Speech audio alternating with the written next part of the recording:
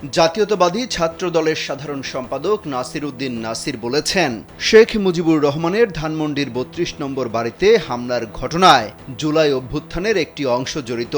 গণহত্যার জন্য শেখ হাসিনা ক্ষমা না চাওয়ায় মানুষ ক্ষুব্ধ হয়ে এই হামলা চালিয়ে থাকতে পারে। বৃহস্পতিবার ঢাকা কলেজে লং মার্চ ফর জাস্টিস কর্মসূচি পালন শেষে গণমাধ্যমকে সব কথা বলেন তিনি। নাসির বলেন, ১৯৭৫ সালের পট পরিবর্তনের পর জিয়াউর রহমানের শাসনামল থেকে খালেদা জিয়ার জোট সরকারের সময় পর্যন্ত ধানমন্ডির এই বাড়ি অক্ষত ছিল। কিন্তু জুলাই অভ্যুত্থানে গণহত্যা চালানোর পরও শেখ হাসিনার বক্তব্যে কোনো ধরনের অনুশোচনা নেই। সেই কারণে ক্ষুব্ধ জনতা এই হামলা চালায়।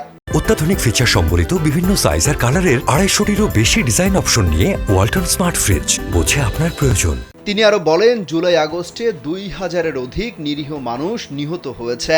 তাদের আত্মত্যাগ তখনই পূর্ণতা পাবে যখন গণহত্যার সঙ্গে জড়িত সন্ত্রাসীদের গ্রেপ্তার করা হবে এবং সঠিক বিচার করা হবে। এ সময় নিষিদ্ধ ঘোষিত সংগঠন ছাত্রলীগের নেতাকর্মীদের প্রতি আহ্বান জানিয়ে ছাত্রদলের সাধারণ সম্পাদক বলেন, তারা যেন শেখ হাসিনার উস্কানিতে পা না দেয় এবং তার নির্দেশ পালন করা থেকে বিরত থাকে।